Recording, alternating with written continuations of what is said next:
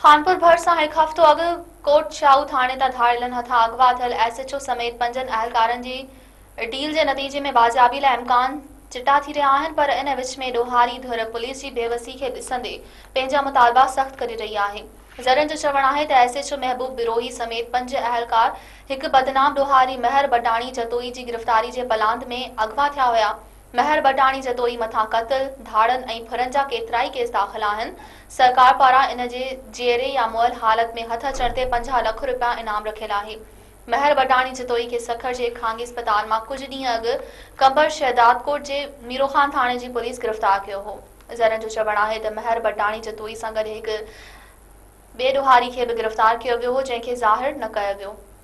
कुझु ज़रिया इहा बि दावा कनि था त हिकु वॾी रक़म जी अदायगी खां पोइ इन ॾोहारी खे आज़ादु कयो वियो हो। इन दौरान महर बटाणी जतोई जे ॾोहारी वारसनि खे इहो ख़दशो पैदा थियो त किथे गिरफ़्तार थियल महर बटाणी जतोई खे मारे ख़त्म न कयो वञे। इन करे पुलिस खे दबाव में आणण लाइ खानपुर लॻ कोट शाहू थाणे जे एसएचओ महबूब बिरोही संदसि पुट समेत 5 अहलकारनि खे अगवा कयो वियो हो। पुलिस कचे में खणी वियल पंहिंजनि साथी अहलकारनि खे आज़ादु कराइण लाइ कोऑपरेशन न करे सघी, न ई पुलिस अहलकार बाज़ियाब कराए सघी। जेतोणीकि एसएसपी शिकारपुर ख़ालिद मुस्तफ़ा कोराई बार बार इहा ॻाल्हि चवंदो रहियो त पुलिस अहलकारनि खे कुझु बि थियो त ॾोहारियुनि जे पके ते रहंदड़ साथियुनि सां घटि न कंदुसि, पर ॾोहारियुनि जे पके ते रहंदड़ साथियुनि ख़िलाफ़ बि का कार्रवाई न थी सघी आहे। इन विच में इहे ख़बरूं आयूं त अगवा थियल पुलिस अहलकारनि खे बाज़ियाब कराइण लाइ पुलिस ऐं धाड़ियलनि विच में राजूनी कराइण जी कोशिश ई का डील थी रही आहे। शुरूआती इत्तलाउनि मुताबिक़ महर बटाणी जतोई जी धुर चयो त खेनि इहा ख़ातिरी कराई वञे त महर बटाणी जतोई खे कंहिं कूड़े मुक़ाबले में मारियो न वेंदो। इन मुतालबे खे पुलिस तस्लीम कयो ऐं इन डील तहत मीरोखान थाणे ते रखियल महर बटाणी जतोई खे सूमर ॾींहुं सीआईए वटि गिरफ़्तारी जी एंट्री ॼाणाए शिकारपुर पुलिस हवाले कयो वियो ऐं पुलिस महर बटाणी जतोई जी धुर खे इहा ख़ातिरी कराई त इन खे शिकारपुर जी अदालत में पेश कयो वेंदो ऐं गिरफ़्तार थियल महर बटाणी जतोई सां कानूनी वर्ताव कयो वेंदो।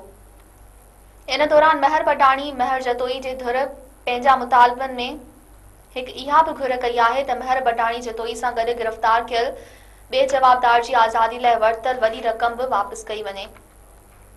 ज़रनि जो चवणु आहे त बटाणी हिन वक़्तु शिकारपुर पुलिस जी तहवील में आहे। हाणे पुलिस ऐं बटाणी विच में टियाकड़ी मार्फत ॻाल्हियूं थींदियूं ऐं डील जा तफ़सील तइ थियण खां पोइ अगवा थियल पुलिस अहलकारनि जी बाज़ियाबी अमल में अची सघे थी। मीरोखान थाणे जे ज़रियनि गिरफ़्तार थियल महर बटाणी जतोई खे शिकारपुर पुलिस हवाले करण जी ऑफ द रिकॉर्ड तस्दीक कई आहे, पर शिकारपुर पुलिस वटनि हुअण जी तस्दीक नाहे कई। इम्कान आहे त ईंदड़ 48 कलाकनि अंदरि महर बटाणी जतोई खे शिकारपुर जी कंहिं अदालत में पेश कयो वेंदो।